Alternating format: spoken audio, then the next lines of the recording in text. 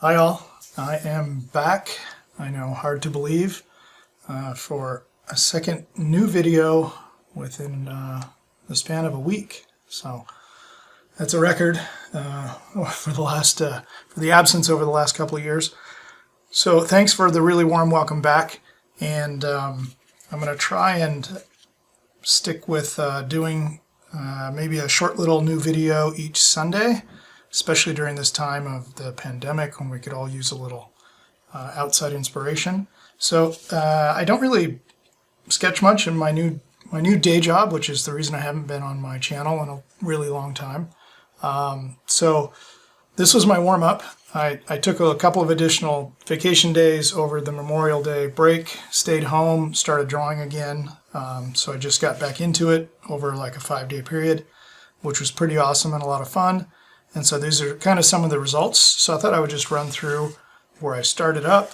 And if you have some requests of little quick, vehicle drawing demos you'd like me to do in the coming weeks, please post them below in the comments. These are all light Copic marker, which is sort of my go-to sketching tool, which is this guy. Usually doesn't really matter, warm, cool, neutral, toner, but usually just a 1 or even a 0, really just something that I can see. And then it looks like this sketch might have been like one of these Copic multi-liner pens, or this one is not it, but I also use this quite a bit, the Pilot, what's it called now, G-Tech C. And then for ballpoint, still I use this old Jiminy Light case, but within the case is actually a refill cartridge, which is this zebra pen refill. And I tend to refill all that ballpoint case with those refills. And so those are kind of my go-to tools. The light marker sketching first allows you to investigate a little bit. So you can see here's a page that is just starting from scratch with the Pilot High-Tech, which is much more difficult if you're trying to do a nice drawing. This looks like some sort of multi-liner or felt tip. Might have just been a razor point felt tip. And then this looks like the marker was added after because it's clean. You can always tell when the marker's done first because you'll see a little silhouette around the shapes like this, right around there. But if you scan that and then go into Photoshop and just do a levels adjustment, all that goes away. Or you can color dodge with an airbrush right around the outside, which I tend to do that quite a bit as well when I want to clean these up. Most of these new sketches are on my Instagram. So if you want to follow the Instagram and see these things as they're getting done, I'll just put it in the notes, but right here, Scoro 5, you can find my account. And I did a little color rendering of this little sketch. I think it was that sketch. Maybe it was a different one. Well, we'll see in a minute. It'll jog my memory. This is how a lot of pages look, actually, when I'm thinking. So very, very scruffy and not worried at all about perspective, just trying to find shapes, graphic elements. And then if I want to pick something out, I'll just throw a little color marker to remind myself maybe that, oh, interesting window graphic.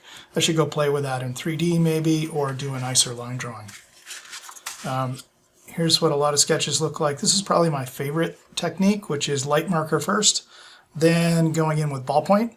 And a lot of times I'll try to preserve a really nice clean sketch, usually at the expense of the design. So again, design sketch looks a lot like that, thinking on paper, right? Not worried about a nice illustration. And then here you get a nicer illustration, but it doesn't mean you don't get to change things much because it'll ruin the quality of the illustration. So I don't tend to worry much about that. I can always do an overlay in order to go back and improve the design, or in this case I can do an overlay to improve the illustration quality. So either way, sometimes I like to practice my draftsmanship and not worry too much about the perspective, or really just try to find graphic shapes and do simpler perspectives like these flat perspectives. That's maybe something I could cover in the coming weeks. That's the little sketch that I did a rendering of on my Instagram page. Looks like these are the Pilot High-Tech first, and then marker second. Again, the marker's only put in the graphic areas to show either window graphics, right, which areas are dark, or a material change in the case of this little front panel, or in the case of a shadow and the tires. Not much in the way of shading, a little bit of a core shadow here to get that cylinder to look like it's rolling a little bit into shadow, and maybe just a little bit on these deep dish wheels, but otherwise really simple marker application. There's another page, and I might do you know, in an afternoon, you know, maybe each one of these is maybe it's 15 minutes, 10 to 15 minutes. Depends on how involved I get in the design and how much you start to struggle in regards to, you know, you put down one shape and then you maybe have to think a lot before you put down the next lines, especially with an unforgiving pen like that razor point felt tip, which is this whole page, is that razor point felt tip, which is super unforgiving, but it forces you to think before you draw, which is, I think, good practice for pre-visualization skills. Unlike the marker, which allows you to explore a lot. So you can see there are a lot of details here. These little fins, these little lumps on the back, some stuff underneath. I ignored all that when I put in the ballpoint pen. So you can see here this little visor, right? And even here I left out an entire element when I went and added the ballpoint pen. And that's the beauty of working with a really light marker. It's kind of like working with a pencil, scruffing around, exploring some shapes in graphite, and then inking after the fact, and then erasing your graphite when you're done to give you a nice ink drawing, which I'm probably going to try some of that again because I just started sketching again with the pencil, and it just feels so good. It's really, the tactile quality of graphite on paper is really enjoyable. So again, these are the marker with ballpoint. They're all very small, as you can see. I find when I don't want to get in there and spend too long on a sketch, this allows me to work faster. It's also a lot easier to draw a shorter straight line than a longer straight line. And so this is kind of the way I start. But I try to work as clean and tight as possible because these, if they're decent, and it's a design I like, you can actually do a nice rendering on top of something like that. Just go in and do a little cleanup of the silhouette, get rid of the marker, and then you can just start painting right on top. I was working on these little, this was the first page actually, of this little aero car kind of thing, a little open wheel, super skinny tires, maybe single seater, some, who knows what sort of power plant, hopefully something very green for the planet, but has a new interesting shape. So that's where that started, and then I went to this page and explored it a little bit more. So you can see just trying different techniques and trying to think on paper again. So I like that one, I put a little value on it, and then that led into this page. And I actually did a rendering of this one. That's actually, there's a full Photoshop painting on my Instagram of this sketch.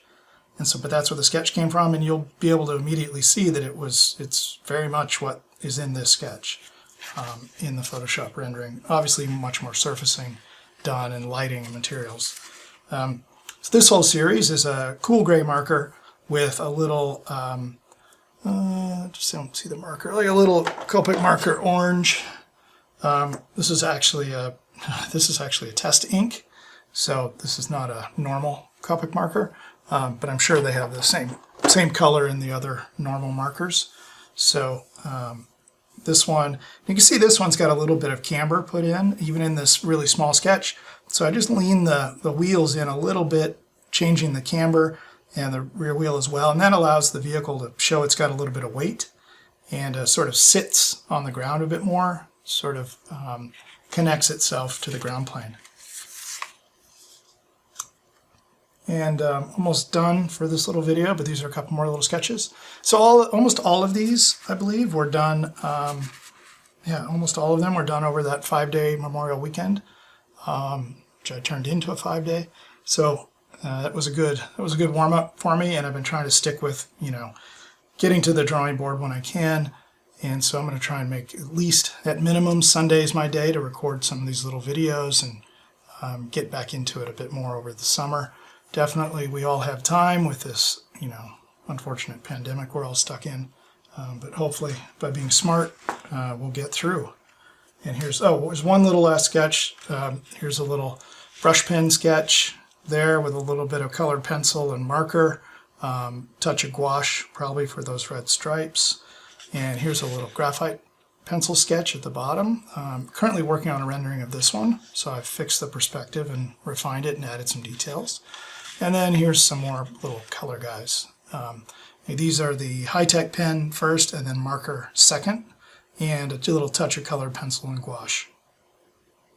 So I think that's it to bring you up to speed on the most recent sketch push to get me back into rhythm and shake off some rust. And now I've got my little recording station set up again here at home, and I haven't had it set up in a couple of years, so try to take advantage of it and record a few of these things for you and hopefully get you inspired to draw a lot when you're stuck at home or wherever you are. Keep yourself busy and be creative and hone those skills.